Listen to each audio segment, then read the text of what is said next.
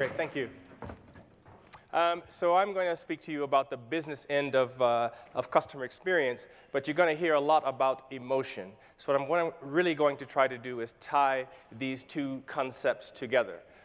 Because if you're talking to people inside your organization who are not at this conference, who don't normally talk about customer experience, they like the concept, but for them, this sounds like cost. And that's a hard hurdle to jump. So I'm going to try to give a very simple story as to how to overcome this. And frankly, even for customer experience professionals, it's a very simple story that's often overlooked. So I'm going to start here. Most of our businesses, if you think about how we actually make money, it's because of a very simple kind of behavior. And that behavior, if you're a B2C kind of company, in the old days would look exactly like this. A customer walks into a shop or wherever's your point of purchase, they pull out the wallet and they hand over some paper. Basically, that's the behavior that we want. If you kind of move forward a little bit, I mean, this is still relevant, obviously. If we move forward a little bit, it's the same kind of behavior. Pull out the wallet, instead of paper, it's plastic. So while you think about the technology has changed, some of the behind-the-scenes things have changed, from a customer's point of view, the same need, the same motivation is there. It's the same behavior, it's the same drive. If we move forward a little bit, that behavior might look now like this. It's the same basic behavior. I think we heard this in Dirk's presentation earlier. It's the same basic behavior. The customer is, in their mind, is doing the same basic thing. Technology is changing, maybe it's becoming more digital, but the idea is still the same from the customer's point of view. The customer, for overwhelming majority of customers, isn't thinking, I will use my phone to pay. The customer is thinking, I will pay in each of those cases. And maybe we're kind of headed into the area where that behavior may look something like this. And you can imagine other possibilities of this behavior, but the basic behavior is there. This is the fundamental driving force of customer experience. Understanding what makes your business money, or on the flip side of that, understanding what costs your business in terms of customer behavior. And what I'm going to talk about is how to focus on this and how customer experience is making sure, helping companies to understand and drive behaviors that make money or reduce behaviors that cost you money. It's really that simple. The ultimate aim of all of this is loyalty. And as you see at the bottom here, I think this is very important to take back to your business. Tenure does not mean loyalty. Tenure is not loyalty. Tenure is tenure, and loyalty is loyalty. However, loyalty necessarily equals tenure. So if you have loyalty, you have tenure. But just because you have a customer for the last 10 years does not mean that customer is loyal. You'll know that customer if you're in pharmaceuticals and you've had a customer during your patent protection. You know what happens when the generics come in. If you're in a market where a disruptor comes in, if your customers stay, even though there's a period of time when you haven't caught up and they stay with you, that's a sign of loyalty. Effectively, loyalty is loyalty when customers are basically making a sacrifice to do business with you. When they get to that point and they willingly make that sacrifice, then you have loyalty. There are other ways of getting to tenure. So you can discount. That's a good. Most loyalty programs are discount programs. They get tenure, not loyalty. You can do contracting. So you can lock customers into your business, basically, and you'll get tenure, but you won't get loyalty. And there's a variety of other kinds of things like this. But basically, there's a huge difference between tenure and loyalty.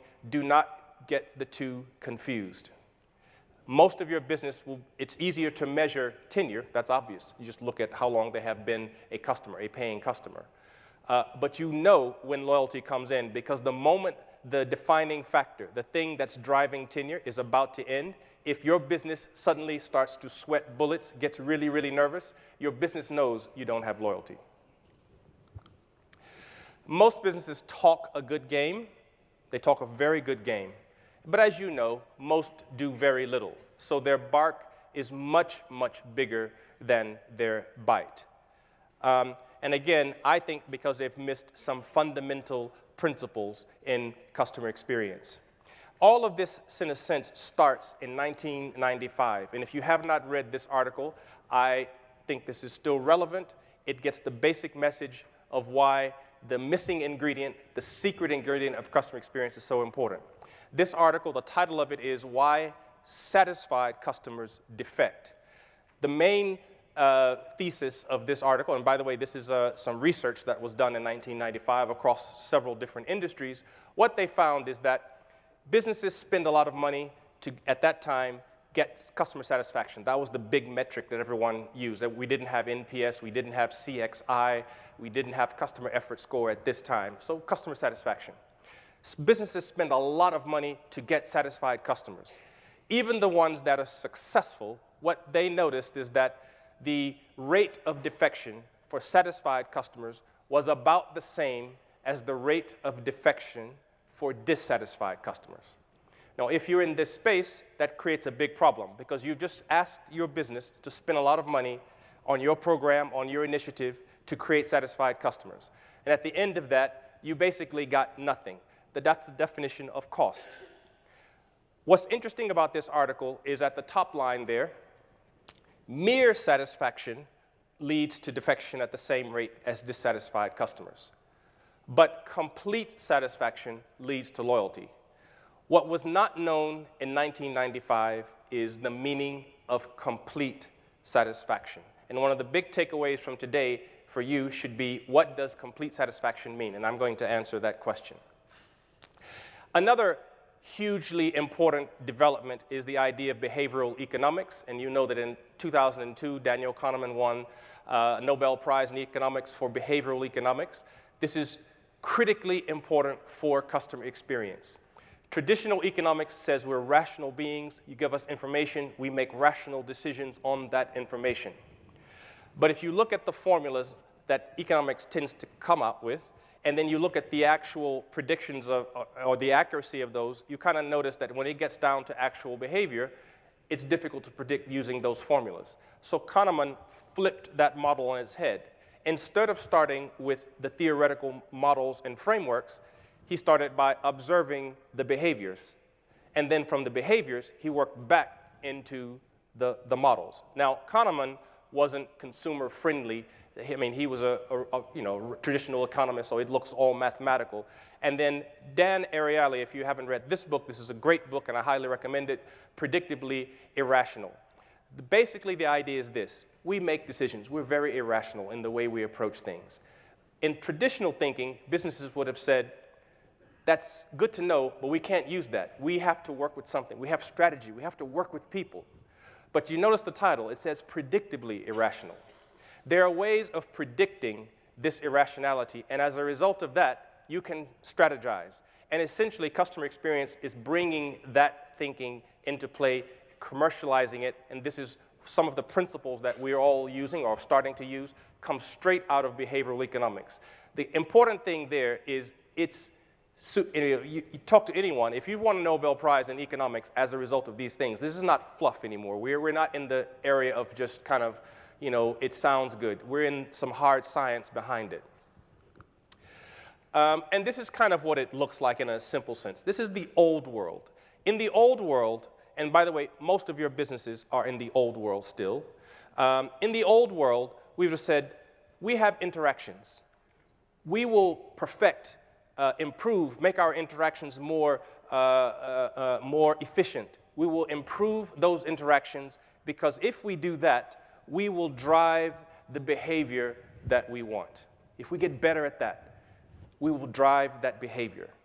And of course, if you have KPIs, and you do have KPIs, you will know that by focusing on those behaviors in the traditional way that companies do, sometimes you get the behavior, sometimes you don't, sometimes you do, sometimes you don't. It's kind of all over the place. So because businesses were looking at that and saying, I'm not really sure, that starts to be difficult to create strategy around. But again, throw in some behavioral economics, throw in some ideas that come from earlier times, and this idea of complete satisfaction, and we get to something like this. So we know there's some intervening factors. There's a filter between what we do as a company and the ultimate thing that makes us money or costs us money. There's a filter. That filter is called the customer. So that's the big thing. So all the things we've been hearing today, understand the customer, understand this. What we are really trying to do is understand the filter between what we do and the behavior that makes us money. That's basically what we are trying to do. I can't boil it down any simpler than that. When you look at this in a more straightforward sense, that filter, from a customer's point of view, because we make money because customers do this behavior, that filter either motivates the customer to do that behavior or demotivates that customer. So we're not studying the customer just because it feels right. It's a good thing to do. We're doing that, we're understanding this filter called the customer because we want to know what motivates that customer or our customers, our target audience, to do the behavior that we are after. If you go to any CFO, and I have gone to many, and you really literally talk this story through, on first pass, they'll all agree, get it. But they have missed this point. You have to emphasize this point, become a broken record on this very simple story at this stage of the game. Because without this, they will assume you know what you're talking about, and they've missed the point completely. Your whole business will say, that's all good, all good, that middle piece. What do we have to do? The world has changed. As everyone has said, I think up to now, we have to focus on this customer, understand that filter. The movement looks like this. Old world, inside out. We were focused on what we had to do, what our focus is, what we want to get out of it, which is great. The new world says let's focus on the customer. Now, the reason I put this flag here is because and I'm saying this to talk to the rest of the business who are not at this conference, who really don't care about this conference yet. So they would say, all that's good. We completely agree with that for the department that deals with customers. But as a business, we're interested in company value. At the end of the day, our shareholders, blah, blah, blah, we want to know company value. So I understand what you're saying, but our focus is company value. If you have understood this previous story, then you will know that the way to drive company value is through this. That is the way to be consistent and to be sustainable. That's the point. Sustainability is another way of saying loyalty. Through the good times, easy. Through the bad times, that's when you really need this. Ask Volkswagen, ask a couple of others. So what is customer experience? This is the definition that we use at Forrester, and I think it's very simple and it's very useful for this concept that I've told. How customers perceive, underline, bold, highlight, how customers perceive their interactions with the organization. And again, just very quickly, what this does not say is how customers, or what you do with your customers, is how they perceive their interactions with the organization. That perception is formed along 3 dimensions: effectiveness, ease, and emotion. The top 2 are basic. All of you large, successful companies are working on this because those top 2, effectiveness, the basics, you have a product that works, you have a service that works, it's good quality. Ease, simplicity, efficiency.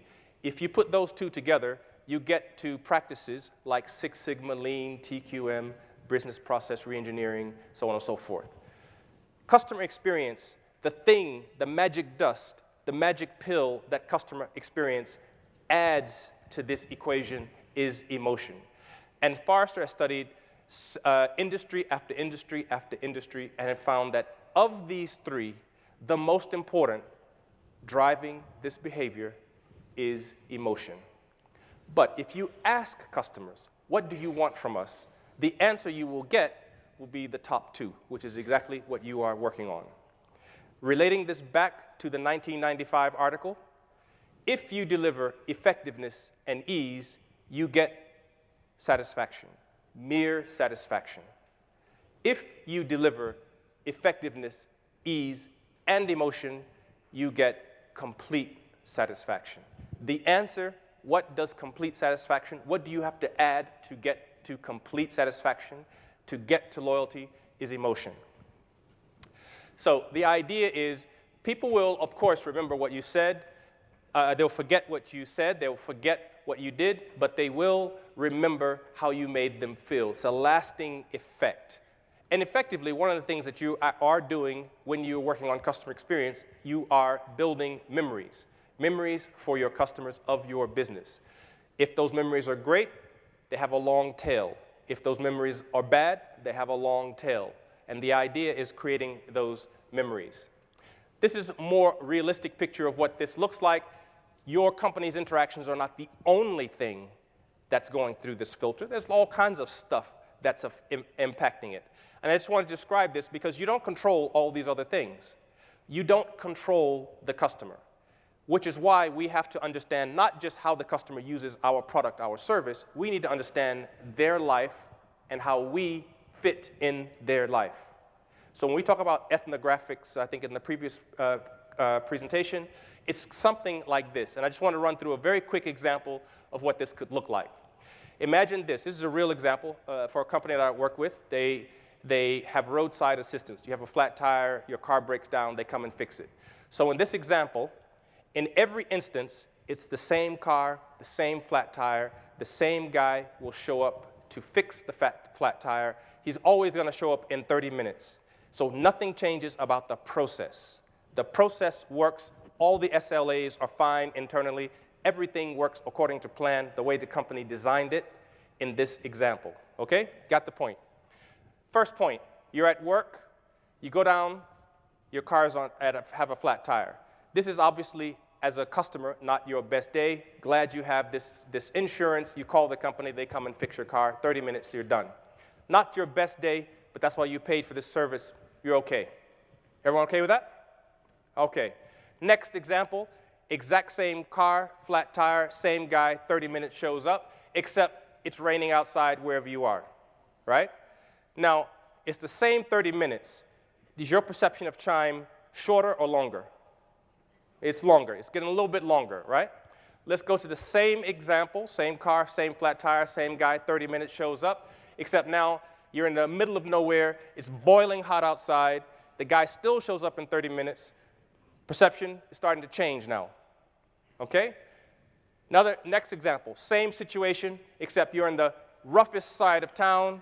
In the middle of, it's dark, you see people hanging on the corner, your perception is changing a lot. And then the final bit to this, imagine any of the previous examples, any of them, but I add in your 3 kids.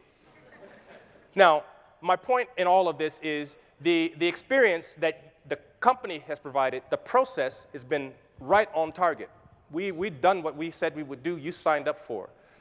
The other thing the company could say is, we are not responsible where you have a flat tire. So, that's your business. That's not our business. But if you're working on customer experience, you would say, these are opportunities. We don't have to do something in each of these cases, but we might want to do something. And maybe digital allows it. Maybe we can do something face-to-face. There's lots of possibilities. This company did some interesting things. I won't have time to go into it, but that's one. Here's just to say this, digital is a part of CX. I think we've heard this in the previous presentations. The big circle is CX. The small circle is digital. This is an airline company. This guy in the middle is a platinum customer, flies a lot, very valuable, but he also takes regular flights, just short flights. He doesn't always buy business class, and sometimes he's forced into the middle seat. What this company has done is they go through every week, at the end of the week or the beginning of the week, every platinum or whatever high-value customer gets an email saying, apologize for that middle seat, and here's 500 points for us having to force you into that middle seat. So they've changed the nature of that. They can't change always, not putting you in the middle seat, but they've changed the flavor of understanding where you are and what that means for you. This is a blood company, a blood donor company. They collect blood. You give blood. You feel good. You've done a great deed. Most experiences stop there. They have done the next level, and that is when your blood is used, they let you know. They send you a text and let you know. That's a different kind of connection, and you could see how you could do a lot more with this. This is just the beginning. But this is kind of creating now an experience that's connecting you. You can imagine what this does for loyalty, coming back for more of those flavors. just the final point. This is the idea of the customer experience. And if you look at the bottom, these are the things that you need to understand. Personas, not segments, personas. The emotional journey you need to understand, that's the filter. The touch points in customer service in the middle, and then you have the back office, all the bits behind the scenes. Most companies, or many companies, when they talk about customer experience, they stop at that green bit. And as a matter of fact, if you think about, I'm just going to skip that, if you think about what most customers see, or what customers see, they only see up to there. What customers have to complain about is in that green box. In my experience, most of the problems of customer experience do not occur because of what's happening in that green box. They happen because of the policies, the procedures, the rules, the whatever else that's being made back there. Now, let's take the company view. What most companies actually see is something like this. They see a bit of the customer, how they use our product. But that lifestyle thing I talked about, they don't see that. And so they focused on process and other kinds of things. They're not focused on the customer had a flat tire and they have their 3 kids out there raining and, so and so. There's an opportunity for us and other kinds of things. So this is the basics. But if you really need to understand the difference between persona and segment, because the start of it is that persona. These are the basic 3 questions that you need to understand. What experience do you intend your target customers to get? This is a strategic question. That question, or the answer, should have 3 components: effectiveness, ease, and emotion. A lot of emphasis on the emotion. The next question is, what experience do your customers actually get from their point of view, in their words? So that needs to be there. The top question is, what do they expect? So a customer walks into it saying, what I expect is this, but what I got was something else. That's that top gap. And customers walk out of an experience saying, that's what I got, and you as a business is looking at it saying, but what we wanted them to get was something else. That's the bottom gap. Customer experience management is about answering those 3 questions, helping the business understand the level of difference that's acceptable to that business, and then managing that. You will never eliminate these gaps, but you will have an understanding of what those gaps are. If you want to compete on price, those gaps will be like that. If you don't want to compete on price, you start to get somewhere in between. It all starts with the persona, and that's another presentation, but that's very important. And again, classic mistake not to make: do not confuse persona with segment. Different beasts, completely, altogether. And that's it.